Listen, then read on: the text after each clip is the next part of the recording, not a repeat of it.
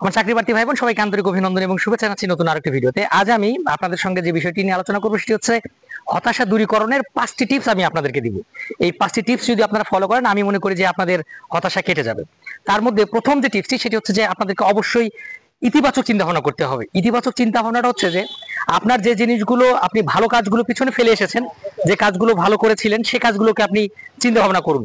তাহলে দেখবেন যে আর আরেকটি বিষয় হচ্ছে যেগুলো হচ্ছে আপনার ছোট ছোট যে সফলতাগুলো রয়েছে সেগুলো আপনি চিন্তা ভাবনা করবেন। তাহলে দেখবেন যে আপনার ভালো একটি ইতিবাচক চিন্তা ভাবনা করলে আপনার মাথা থেকে হতাশা কিন্তু দূরীকরণ হতে পারে।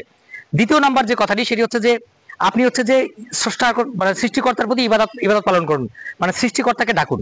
আর 3 নাম্বার যে বিষয়টি সেটা হচ্ছে যে আপনার লক্ষ্যটাকে ঠিক রাখবেন।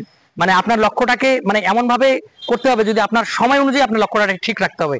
এটা হচ্ছে এরকম যে আপনার যদি সময় থাকে হচ্ছে হাতে 2 মাস কোন চাকরি পাওয়ার জন্য, তাহলে আপনি 2 মাসের যে চাকরিটা পাওয়া যায় আপনি সেই অনুযায়ী কাজ করবেন। আর চতুর্থ যে বিষয়টি আমি যেটা বলবো সেটা হচ্ছে যে নিজের প্রতি আপনাকে খেয়াল রাখতে হবে।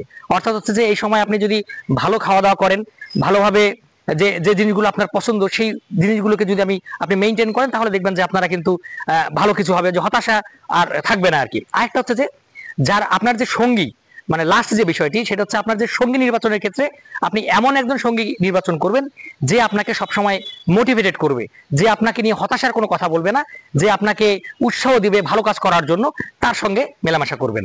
তো আমার চাকরি প্রার্থী ভাই বোন, আমি যে 5টি টিপসের কথা বললাম, এই 5টি টিপস যদি আপনারা ফলো করেন আমি মনে করি যে আপনাদের মাঝ থেকে হতাশা দূরীকরণ হবে এবং হচ্ছে যে হতাশা মাথায় আর জেকে বসবে না। তো আমার এই ভিডিওটা যদি ভালো লাগে অবশ্যই আমার চ্যানেলটি সাবস্ক্রাইব করবেন এবং লাইক শেয়ার কমেন্ট দিয়ে পাশেই থাকবেন। ধন্যবাদ আপনাদের সবাইকে।